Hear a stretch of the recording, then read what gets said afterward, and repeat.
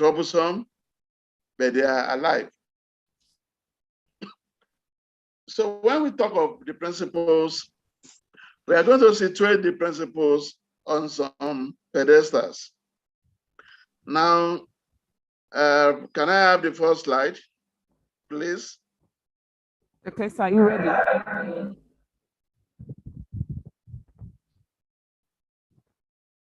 Are there challenges?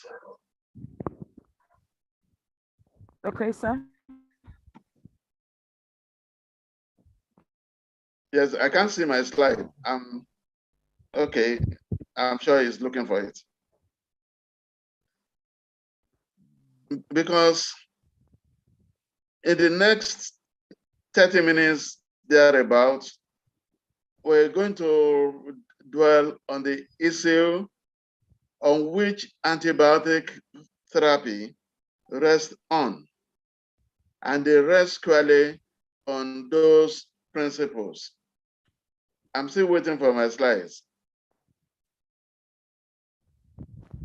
Professor, are you having some challenges with the slides? Yeah. Are you done with the slides? Are you ready to share it now? Or should I see if I can do that?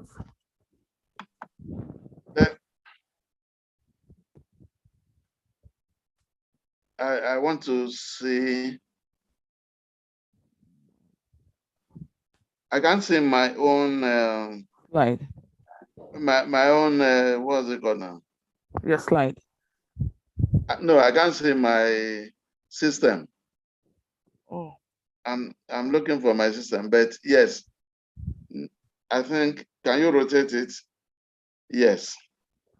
Now, that's by way of introduction. Can we move to the next one? Okay. Yes, by way of introduction, an ideal antibiotic should be selectively toxic to the microbes and not to the host. What that is saying is that in the realm of pharmacology, the antibiotic should not have a receptor on the body. The receptors are actually the microbes. If that happens, that means there is now selective toxicity. It's selective towards the microbes and respectful of the host. That's an ideal antibiotic. However, we know that what we have is relative selectivity, and therefore we have relative toxicity. That's why some of the times we have side effects of some of these antimicrobial agents. Now, the treatment for either acute, severe, persistent, or progressive infections are all based on the principle of selective toxicity. A germane next step is accurate diagnosis of infection. If there is accurate diagnosis, then it follows that there may be appropriateness of the deployed antimicrobial agent. These are, ideal situations. Most of the times we inch towards it. We don't really achieve it. Then it is important that you cannot, have a target therapy that is not selective, because the host at all costs must be protected. Not only that the host must be protected, it should also not be possible at all times that we have resistance as a result of what we do or what we don't do.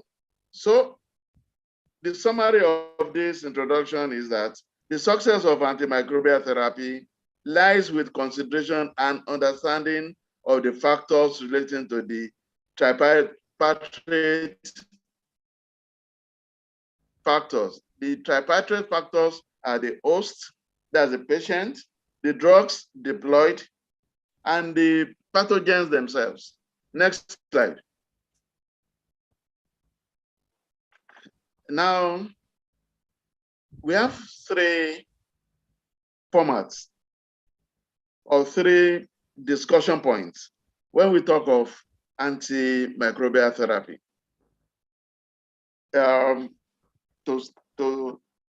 The three are empiric, definitive, and prophylaxis. Empiric, definitive, and prophylactic. When we talk of the empiric, we are talking of a situation where we are faced with a blind, we are blind. We don't know what we are contending with. There's an infection possibly causing illness, and you want to gain time. You want to get a head start. That head start can only occur if you may have experience and therefore overcome, the need to guess, hit or miss. But because of the blindness, that is what happens most of the times, such that the empiric is our first reaction or first response in serious infection. Also because the causative agent or agents are not known, you may have, to go empirical. Now, in going empirical, you don't rest your oars because, like I said, you wanted to get a head start. So what you have done is to navigate, in the dark while looking for the switch.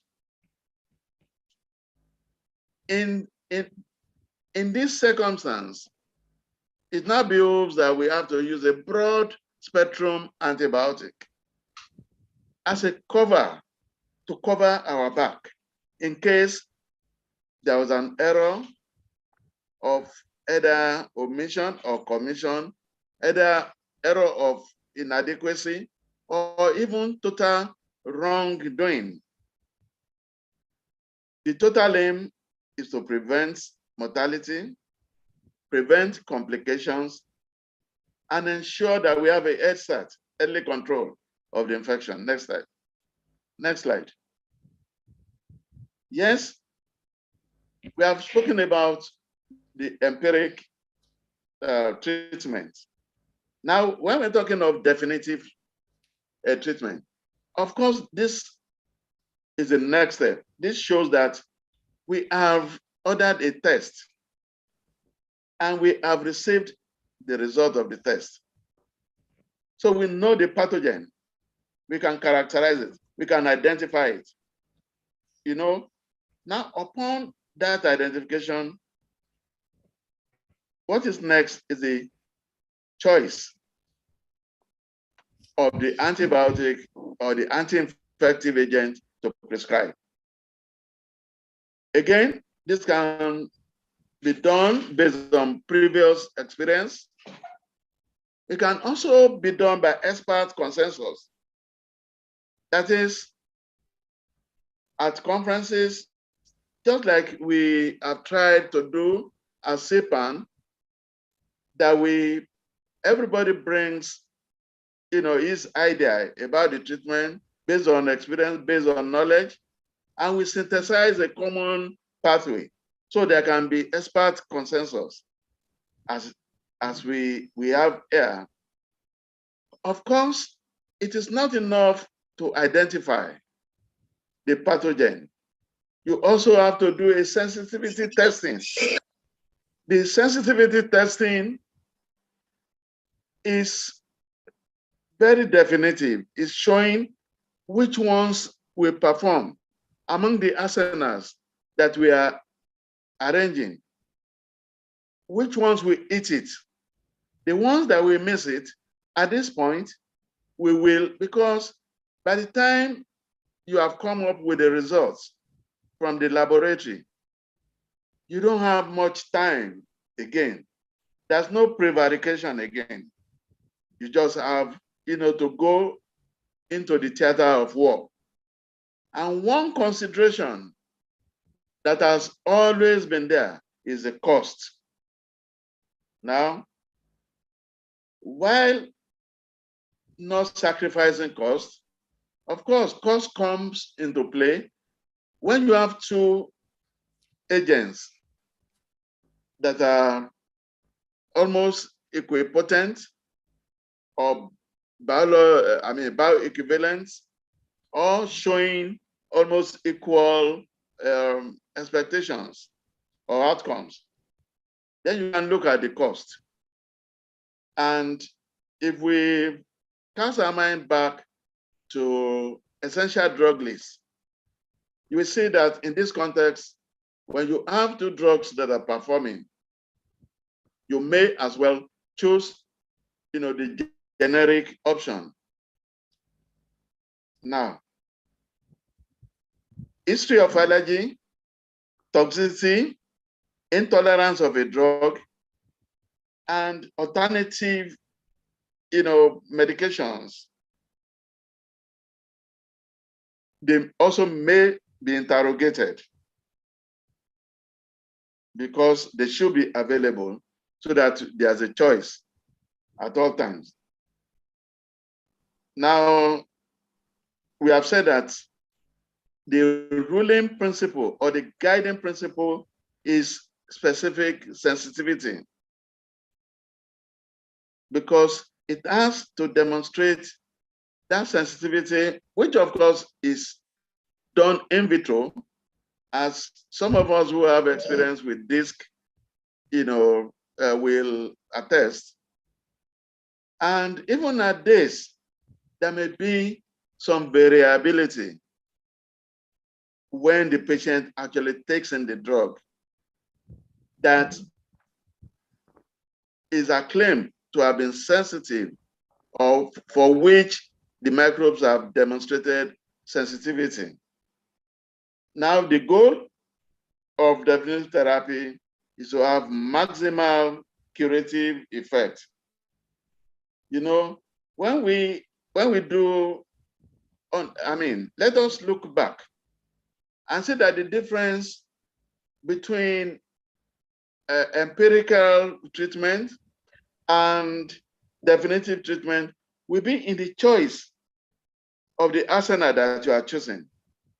In the empirical, you are forced to use a broad spectrum because you are not sure of the nature of the enemy. But in definitive treatment, you already have the identification, the identity. You can identify the pathogen. So a narrow spectrum, cost-effective and safe agent will do here. Now, it's not all infections that are monomicrobial. You can have mixed infection. You can have a disease or the infection arising from mixed infection from many microbes, which is also called polymicrobial. Now,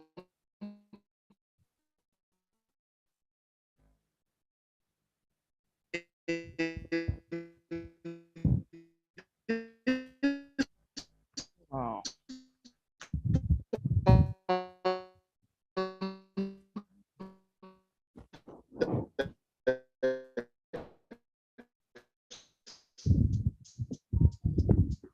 Oh, so sorry. It's network. you may have to use broad spectrum as spectrum for synergy. Okay.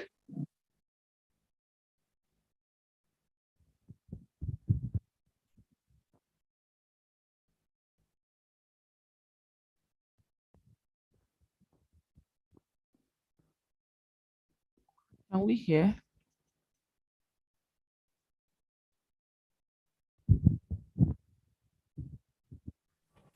I can't hear. Can you hear?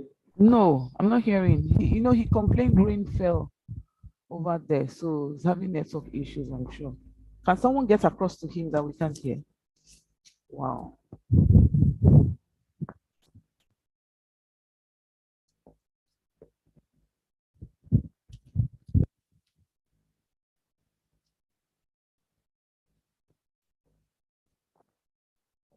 Put a chat. I hope you look at it.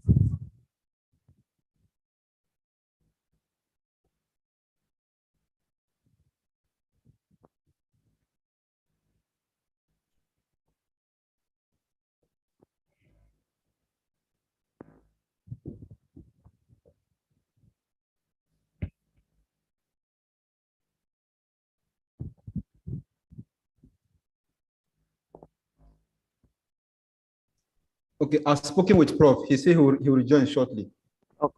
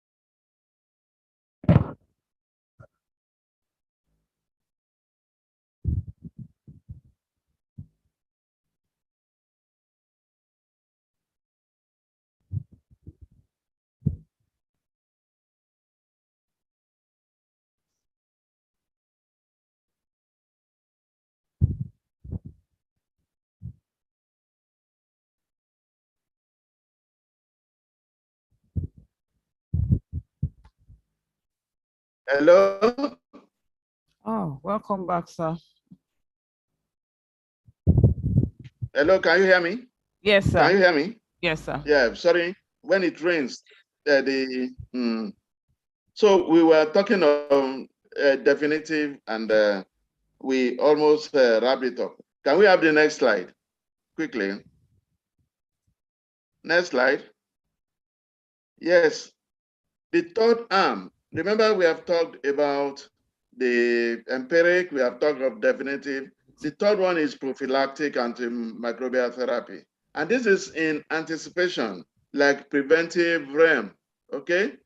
It's either used to prevent or to suppress infections, okay? Now, we have several instances: penicillin for prevention of rheumatic fever, trimethoprim sulfur methotrexate for pneumonia, and recurrent E. coli urinary tract infection. You know, now, when we want to do a prophylaxis against multiple possible pathogens, now, we have seen such cases when you want to wheel a patient into the theater for surgical operation or surgical procedure. You don't know which of the organs, which of the organisms you will be contending with. So you may have to use a broad spectrum, prophylactic agent. Now, yes, whereas prolonged prophylaxis may delay infection, it may also result in resistance, in antimicrobial resistance. Again, we have seen that you have to do prophylaxis in some circumstances for people who use prosthesis, okay? For prosthetic devices, and particularly for patients who are HIV positive, you have to go by way of prophylaxis because it will be too expensive to let it happen. Next slide, please.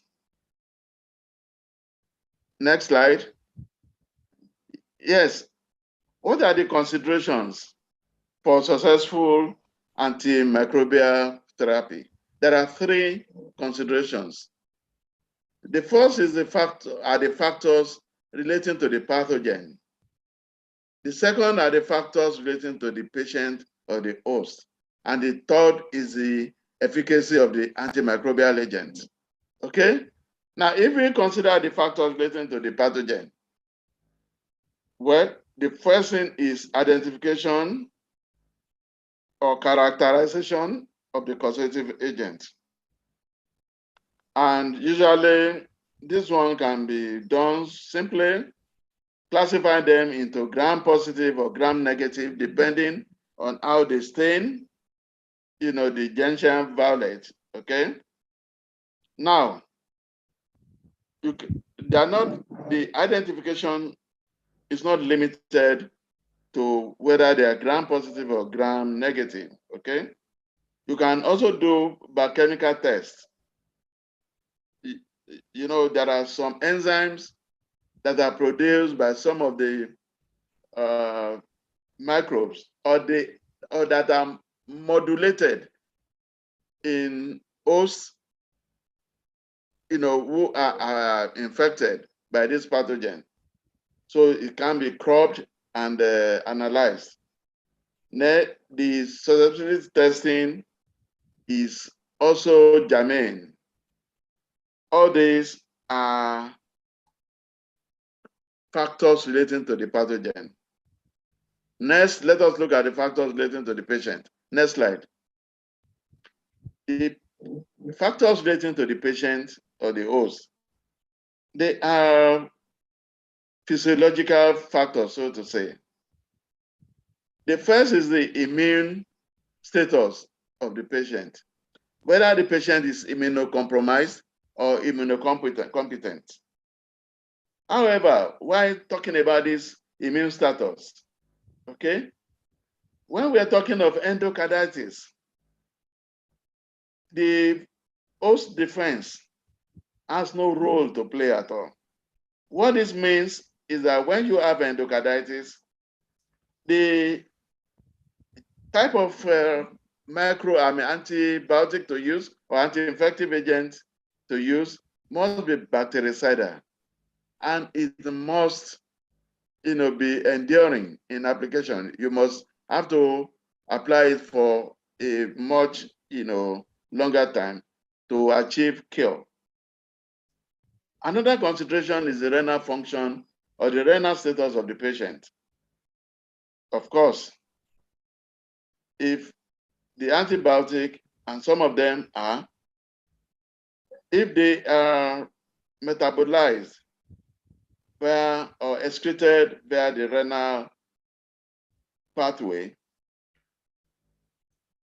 if there's a problem with the kidney, that means there'll be accumulation of the drug that should otherwise be eliminated. This has implication for further deterioration of the kidney. Now, ordinarily, drugs that are nephrotoxic are to be avoided depending on the degree of the challenge to the kidney. It's also possible that doses can be adjusted when you have a compromised kidney. Hepatic function, okay?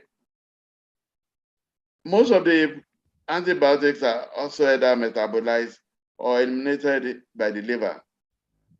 So caution, a red flag when you do hepatic function test or kidney function test and they are compromised. If one must use those drugs, then there has to be dosage adjustment. Next slide. Yes, the patient dose factors continues from what we are coming from. And here we are looking at physiological state of pregnancy. Well, when, particularly in the first trimester of pregnancy, some antibiotics must be avoided. Some should be avoided throughout pregnancy. And in the course of the week, we were treated to something that I reproduced, with kindness and the permission of the group. The sulfonamides, the amino glycosides, chloroquinone, glycomycin, ribavirin, tetracycline, grisofulvin, and chloramphenicol. They should be avoided in pregnancy because some of them cause abortion and some of them affect, pregnancy inadvertently. Some of the drugs also affect lactation, and therefore they should not be taken by someone who is breastfeeding. Now, age of the patient, definitely, age of the patient will affect particularly the dose. Can we have the next slide? Yes, the factors relating to the antimicrobial agent. Remember, we have spoken about the factors of the pathogen, factors of the host, and now the factors relating to the antimicrobial agent. The first is the route of administration. Yes, some antibiotics are given by oral route, some by parenteral route, okay? Now, whichever route you are choosing depends on, one, the severity of the infection. The exact site of infection is also very important. As we will see that if somebody has an infection in the CNS, not many antibiotics can cross the blood-brain barrier. So the type and the route of administration will determine where the infection is. The gastrointestinal tract, of course, also comes to play when you are choosing the route and the drug levels required. If you require an almost instant plasma level that will be commensurate with the viral load, the bacterial load, then you know that the route to choose will be the route that achieves this, okay? So when patients are unconscious, when the severity of the infection is high, we may not have the luxury of going by the convenient route that is oral. It may have to be parenteral. Next slide. Next slide. Yes, efficacy of the antimicrobial agent. Now, this depends not only on their activity, but on their distribution pattern. There are some areas that we call difficult to reach sites. Okay? Now, if there is a problem in the ocular orbit and it is not, the antimicrobial eye drop, the ophthalmic solution that you are dropping on it, if it has to be systemic, now to reach that area because of physiology, of physiological considerations. Now, the central nervous system, like I've said, due to blood-brain barrier and the cerebrospinal fluid. Also, the biliary tract, abscess cavity, and bone.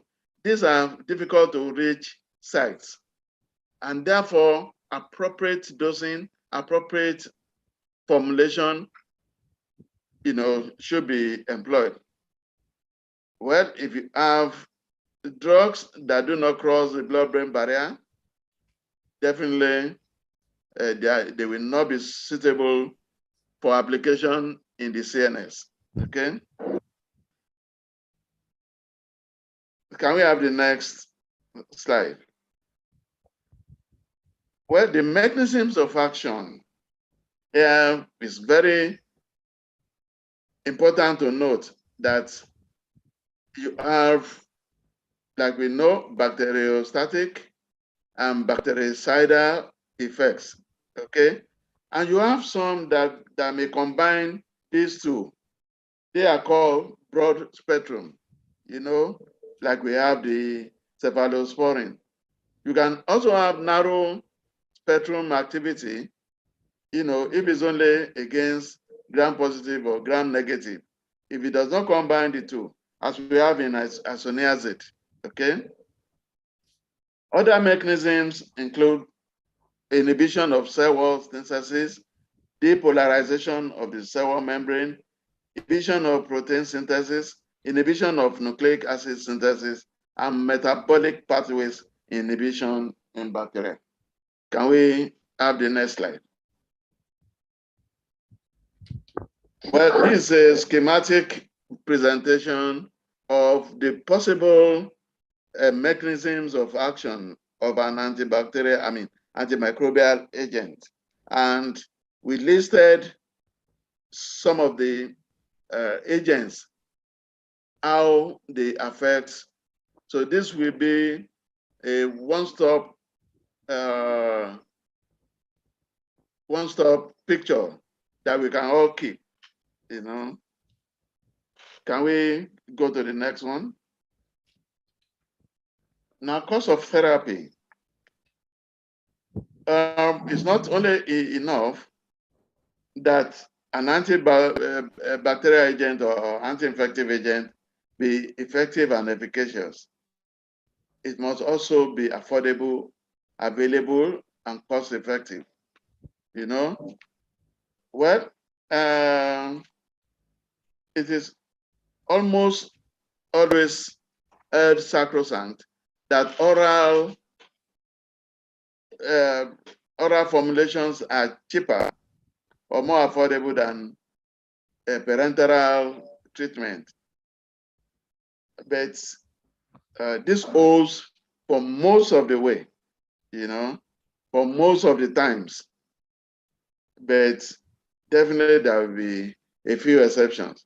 But what we are saying is that it is important that we look at cost. When we're looking at cost, we have to look at if something sells for 1,000 naira, and you have to use 3 of that, and you're not sure, and something costs, like 4,000 naira, and you have to use it once, and you don't come back, and you are sure. In other words, after the taste of cheapness has gone, the bitterness of counterfeiting will remain or linger more. Next slide. Yes, it is important that safety, which is the hallmark of all orthodox medicine, safety first. It's better that the drug is safe, and more important that it's safe than it being efficacious. If it is safe, at the best, you are taking a placebo. But if it is not safe, you are taking a poison. So, as you know, the margin between the minimum effective dose and the maximum tolerated dose is the window, the therapeutic window. And for some, it is wide, as we have in beta-lactam, the macrolides, the quinones, and it's narrow in vancomycin and the aminoglycosides. In other words, for beta-lactam, for macrolides and the quinones, you can take it with some assurance that there may not be consequences. Whereas vancomycin, aminoglycosides, you have to monitor. You cannot take it and leave, the patient unmonitored. Can we have the next slide? Yes, drug interaction. Here, we know too well about possible interaction with antimicrobial agents. Some interact with food, and except doxycycline as an antibiotic, most antibiotics are best taken on empty stomach because of the interaction with calcium that are ubiquitous in our meal. Okay? Or maybe we don't limit it to calcium, we say all the heavy metals that we may find in our meal. So it is not advisable, particularly for antibiotics. They should be taken on an empty stomach. What is an empty stomach? An empty stomach is what you have at least 1 hour before food and slightly more than 2 hours after meal. That is a consensus definition of empty stomach. You can have drug-drug interaction, and the ready example will be talking of the antacids with the antibiotics. Okay, then you of course you have drug disease interaction. There has to be that for the disease to be resolved. But note that some diseases will make some drugs not to work. Drug interaction can also be pharmacodynamic, in which case it works at the cellular level, and it can also be pharmacokinetics, in which case issues of ADME will come to play, whether absorption, distribution, metabolism, or excretion, it may come, to play in this context. Okay. Can we have the next slide? Yes, complications because there's no ideal antimicrobial agent. Again, instead of having absolute selective toxicity, we have relative selective toxicity. And therefore, some complication may arise in the course of therapy, okay? And it may be a form of hypersensitivity, allergy, or outright toxicity, okay? When it is toxicity, it can be ototoxicity or nephrotoxicity, as we have with aminoglycosides, bone marrow depression, as we have with chloramphenicol. Next slide. Next slide. There we are extending the complications, and we're talking of hypersensitivity. So when you have hypersensitivity, which is common, with particularly penicillins, those that are naive to penicillin injection, the parenteral penicillin is usually the problem. and you see a skin reaction. So that a test is carried out in situ when you are with the doctor and you are not sure of your status, the allergy status. They may test it under the skin and see what happens. Now, you can also have rashes, and it is said to be maculopapular and pruritic. You know, it can also be urticaria, but hardly do you have Stevens-Johnson syndrome, except for those who are sensitive to sulfur-containing drugs. We have seen that a lot in sulfur-based medications. Next slide. Yet, an interesting one is the concept of antimicrobial resistance. And when we're talking of resistance, it can be innate. It can be innate in the pathogen that is resistant to most, medications. It can also be man-made. That is, we cause it as a result of our indiscretion, either using too much or too little of the prescribed dose of the antimicrobial agent. Okay? Now, the harvest from our mismanagement of this microbial engagement definitely will be infection, either new infection or infection that does not abate, okay? And this can result in mortality and morbidity, but definitely there will be increased cost of treatment, okay? You can have, organism that's resistant to multiple antibiotics. They call them multi-drug resistant, species. And you have this, especially when treating tuberculosis, and the likes, okay? Now, these are the salient points here. Can we have the next slide?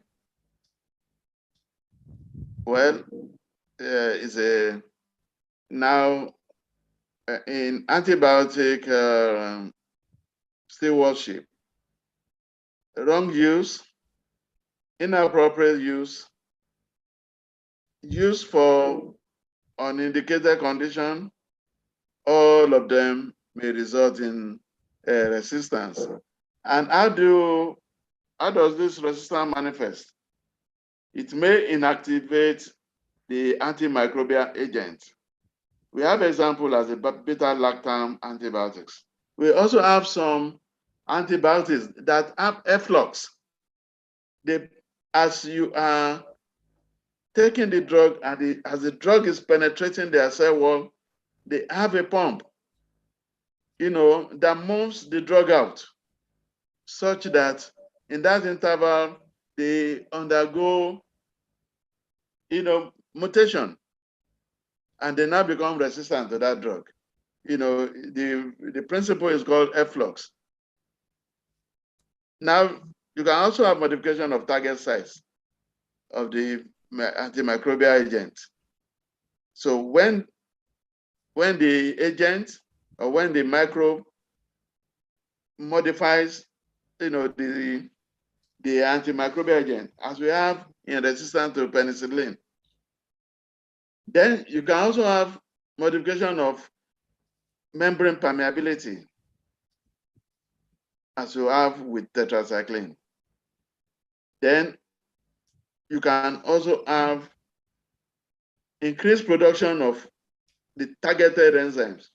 In this way, trimethoprim, is combined with I think with a sulfur drug thereabout, or even trimethoprim itself. I think it's antifolate. And once you have this, you have the microbe increasing the production of the folate. Next slide. In conclusion, my colleagues, successful antimicrobial therapy requires that the infection is properly diagnosed, the patient factors are carefully considered, and suitable antimicrobial agents are also carefully selected. And this is now to be followed by our behavioral, our attitudinal, complementation by rationally using antibiotic. Remember, rational use of antibiotic, of drugs, generally requires that patients receive medicine appropriate for their clinical needs in doses that meet their own individual requirements for an adequate period of time and the lowest cost to them and their community. I'm clapping for all of you for listening. God bless you. Amen. Thank you so much, sir. That was a very good introduction into antimicrobial therapy. As you can all see, it's still a general overview of which subsequent series we are not going to go to specifics. Do we have any questions? Is anybody raising up their hands? I've noticed there's been no question on the chat box. Do we have any questions?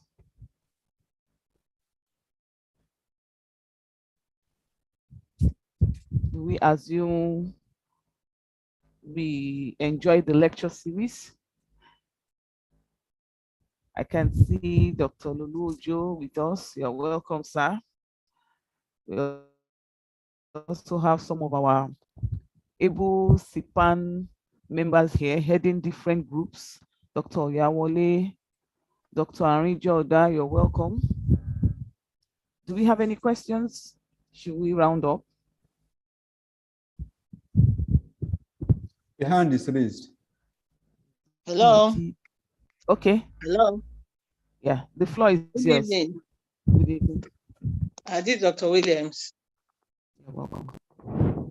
Well done. I want to commend the presenter very well. It was quite detailed with good examples. We want to commend CPAN to continue these training activities. It's like a refresher course for most of us, and it will help us to see how we key in to carrying out our primary responsibility as clinical pharmacists. Thank you. Thank you, ma'am.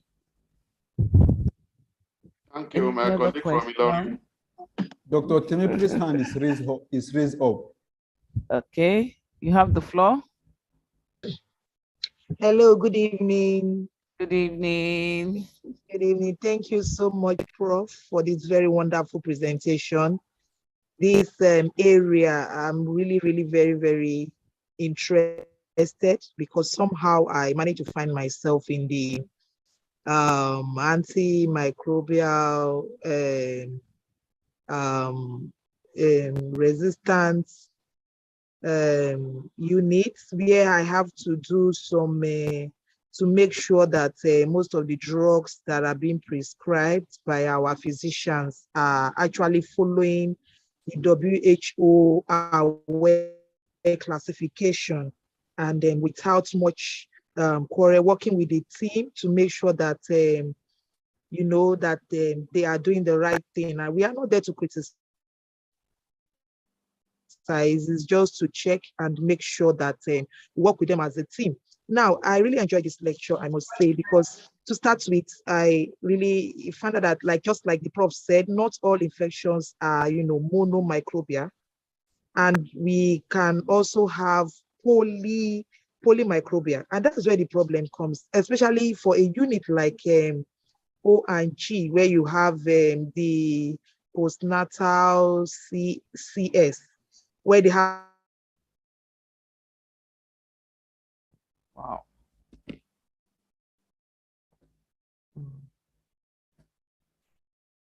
seems your network has a problem.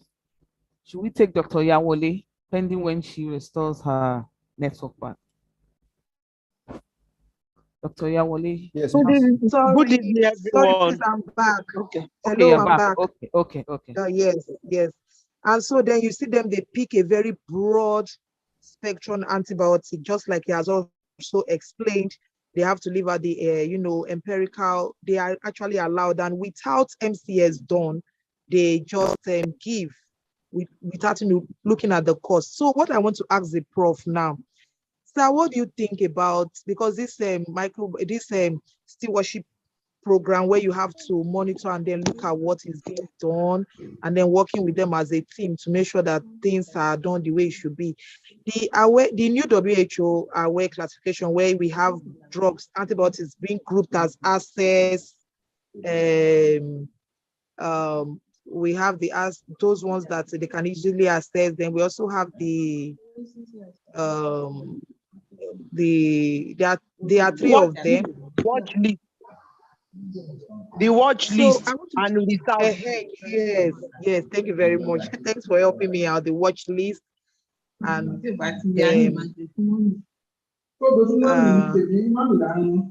also the reserve list. So what kind of recommendation will you give to some of us who are in the hospital setting and then the position comes and then you have to really that's to encourage them to do the MCS before they actually prescribe, although we know that it's not all MCS, it's not all empirical one that is done. Some empirical done actually gives us a positive outcome. We know that. But what advice will you give to hospital pharmacists? Thank you very much for the wonderful presentation. Well, I think the hospital is lucky in the sense that is a chain, is a chain response. Somebody prescribes, somebody reviews and dispenses. Now, unless there's any reason, if you have a better judgment, that's when you reverse or you intervene in the process. That's why collective or a consensus, even at the hospital level, there should be consensus so that the clinicians will all meet, both pharmacy, clinical pharmacists, and the physician who are also clinicians, to rub mind to see, because if the drug does not work, they easily heap the blame on pharmacists, immediately suspecting counterfeiting, whereas it may be the patient factor, it may be the prescriber factor, but the way things are, experience brings out the best in people. It's like a bottle of wine. After maturation over the years, it's not like the one that was bottled yesterday. So people will have seen things, and that's what they call institutional experience. When you even see formularies, you will see that some hospital formularies are not like what the WHO actually says, even though we know that WHO is the gold standard and the way to go. But some people may encounter problem with some individual patients, and they may just try something and it may just work.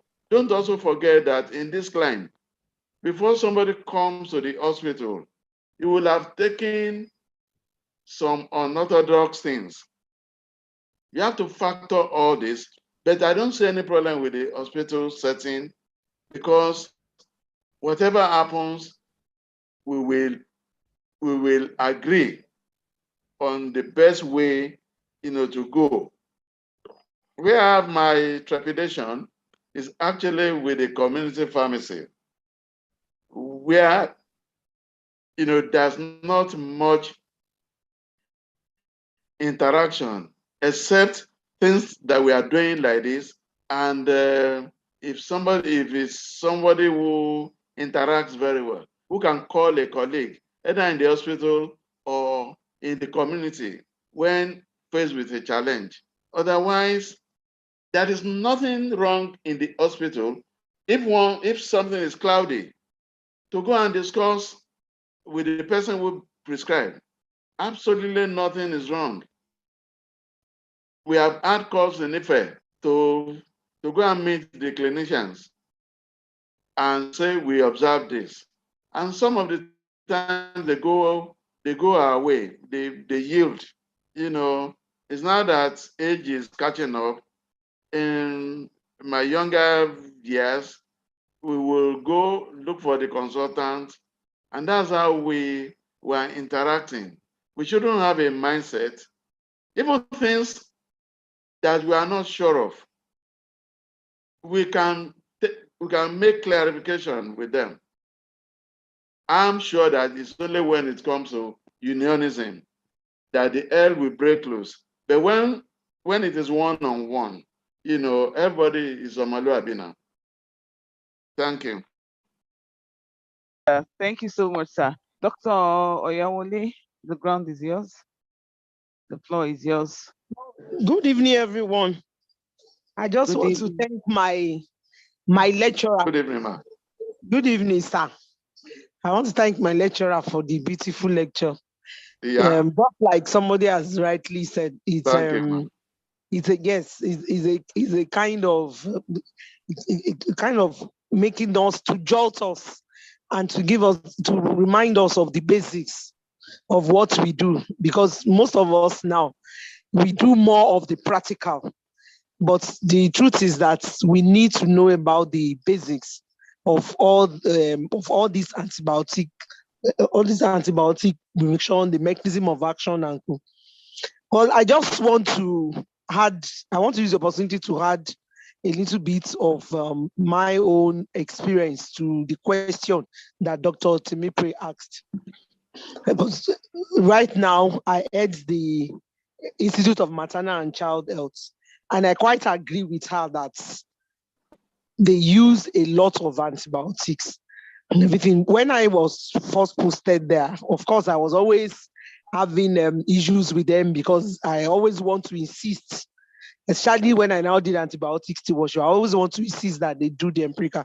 But the truth is that with the maternal and child health people, you have a situation where, just like Prof has mentioned, the patient at one point or the other has used quite a lot of antibiotics.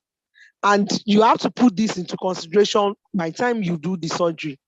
And the truth is that if we look at it, we don't always have that kind of neat surgery that is used in other climes. Like the way we will say that for prophylactics, for example, just a day or two will be all right. But if you look at it holistically, you know that there are other things that comes with it. But what is most important is when we want to make intervention, just like Prof said, we should just make sure that we have our facts. We can make intervention in terms of the number of days the antibiotics is being used. And then we'll now look at the screening and some other laboratory parameters that it's taking. Those are the things that we should look at. We'll look at maybe, for example, the white blood cells, look at lymphocytes and all this, so that when we want to let them know that this antibiotics is not working, we can now let them know. Because sometimes some of the nosocomial infections, especially when you have a system where the microbiologist comes around to pick maybe organisms from the wards and do the sensitization for the organisms that are there, so that you have the empirical drugs that's they are sensitive to that's concerning the bacteria now that you have in the system, that you have in the world and go around. So when you have that, that informs some of the decisions that are made at the early part for the patients when surgeries are done. I know most of the surgeries that has to do with abdominals can really be very dirty. So when I say very dirty, what I mean is you can't compare it with the kind of infections that will likely occur on the surface. So with the abdominals now, the kind of infection that you find there are infections that you need to really treat longer a bit, but it's to monitor and see how the patient is doing. So that's my advice. So anytime we want to do our intervention, we will look at the results that has been taken, we'll look at things that are available, look at how long the antibiotics, the patient has been on the antibiotics. If prophylactics, 3 days, max 4 days. Once patient is doing well, you can make your interventions and looking at the general outlook of the patients in terms of even the physical and the clinical manifestation of the patient. So along with the aware class that has been mentioned, a lot can be done. Thank you so much once again for your lecture, Prof. Thank you. Okay, wow. Very well. Thank you.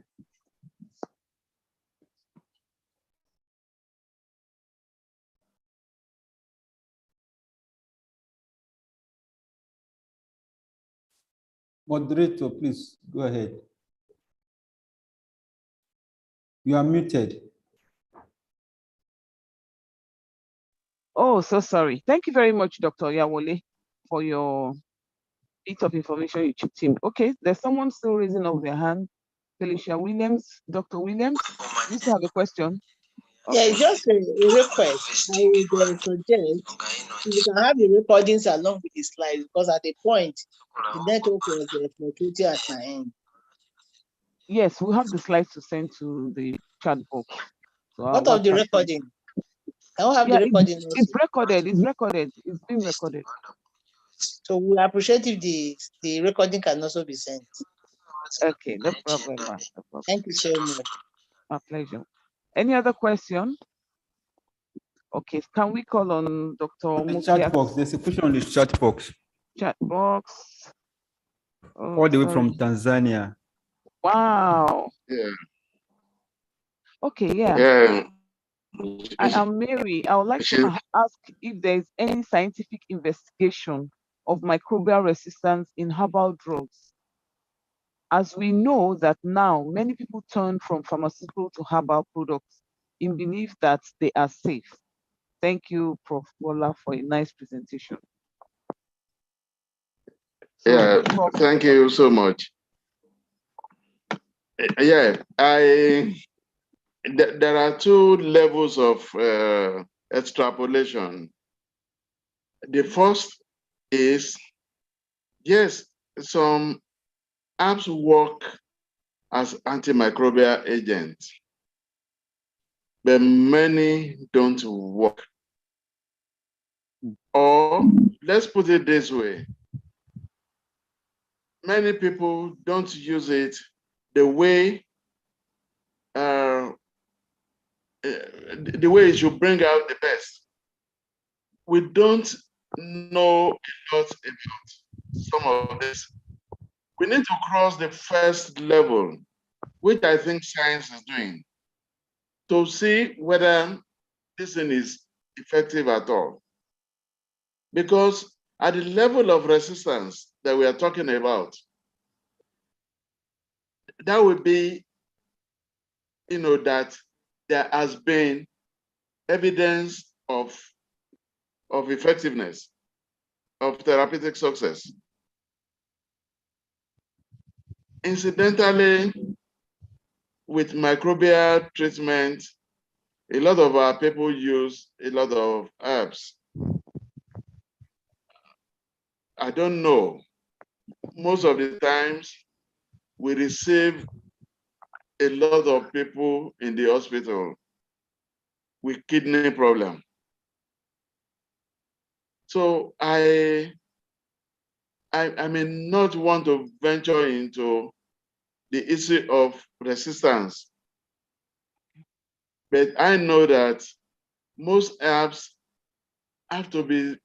we have to go to the next level, because I don't want to sound like somebody who is not supportive. Herbs, brought me this far. I work on herbs every day. I know some that work. I know most that don't work. But we should be patient, to characterize, to know what we are dealing with, especially when we are not living in the days and age that people who use it effectively, when we were not living in that era again. That's one. We have a lot of options.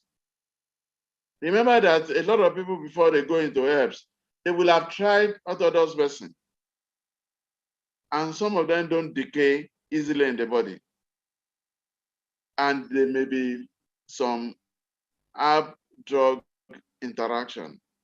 We don't know. I'm just empirically stating that we have to be careful. Yes, WHO said if there's an herb that has been used over years, in the community and found to be safe, you can keep on using it.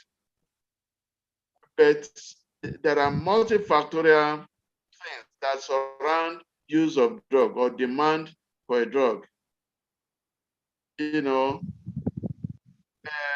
Diet is one. Engagement is another. We go into film, we inhale unhealthy films, we take alcohol, we take this, we take that. Some people take cigarettes, but I don't want to sound too, trivial. But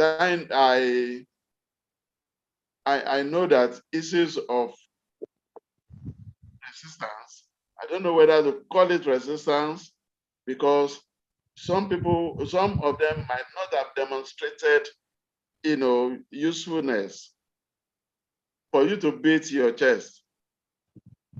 We see more on social media more than in practical sense. Take ginger, take this, it will cut your size. Take this, it will, in fact, when you take it, don't bother about blood pressure again. On a lie. I don't advise people that way. I ask them to watch and pray. Have your herbs. As we talk, I have what they call insulin plant in front of my house. I'm still gathering empirical data on people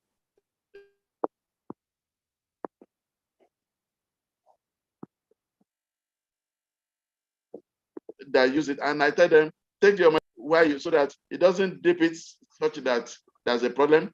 It doesn't become ineffective and you are so trusting, So in this context, I will invite, the spirit of the Greek god Apollos.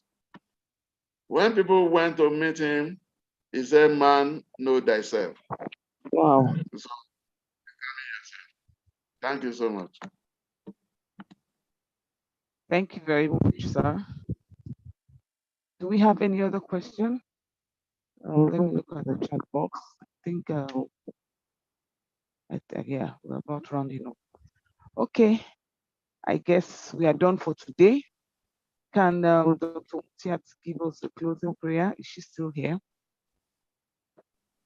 Okay, sorry. Before the closing prayer, yes, I want to, on behalf of the admins of the Infectious Disease Pharmacists of Nigeria, very much thank our speaker for the wonderful presentation. First, for accepting our request to be a speaker, despite a very tight schedule.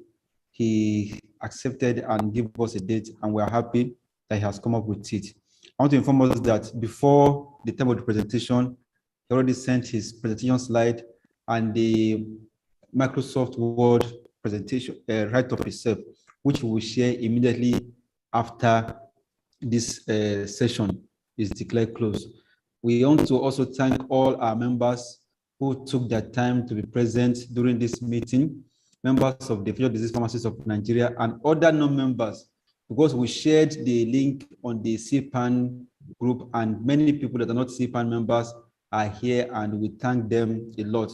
I can see Dr. Lolo Ojo here. I can see Dr. Nuruddin Usman and many other people that are not members of the group, infectious disease group, who took their time to stay from beginning to the end. We really appreciate your time with us. We hope to be better as we move forward in the infectious disease group. This week, we'll not have anything. From next week, our case study for the month of July will start. Thank you very much once again. Yeah, thank you so much. Dr. Mutiat doesn't seem to be online.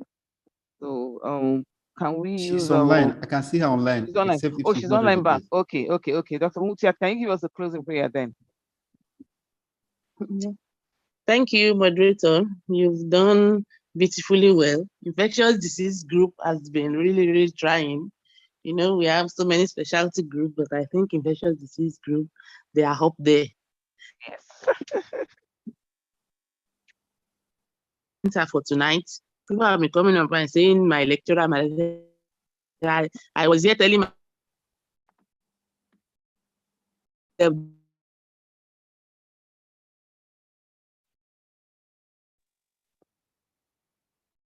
that it's also my lecturer. Your line is in fact, we have plenty for this station from you again and again all the time. And antimicrobial stewardship is a program. It's everything happening around. We have to safeguard, prescribe outside the area group. When you leave things in the access group, leave the watch group, and you now go to the reserve group, is the future that there will be problems, because what do you use now that we are talking of super bugs and the rest? Well, I meant to give the closing prayer, so I think I'll just go on to that. So we thank Almighty Allah for bringing us to the end of this presentation. And we pray him to come and be with us as we seek to go about our activities to make our profession to be up there, because we all have a vision of where we want to take the practice of pharmacy to in Nigeria, the practice of clinical pharmacy. And by God's grace, we weren't where we had before. Where we are today is not still where we want to be. So we pray him to still come and be with us as we strive to be better in the future. I also pray for the admins of the infectious disease group, for God to continue to guide them. Famola has been doing pretty well. Dr. Issa, I pray all of you will continue to prosper in whatever you lay your hands on. And for our presenter too. Amen. Amen. Thank you all. Good night. So we can all exit. Good night. Someone sent a chat. Good night, everyone. Yeah, good night. Dr. Timmy, bye-bye. Good night. Good to hear your voice. Good night.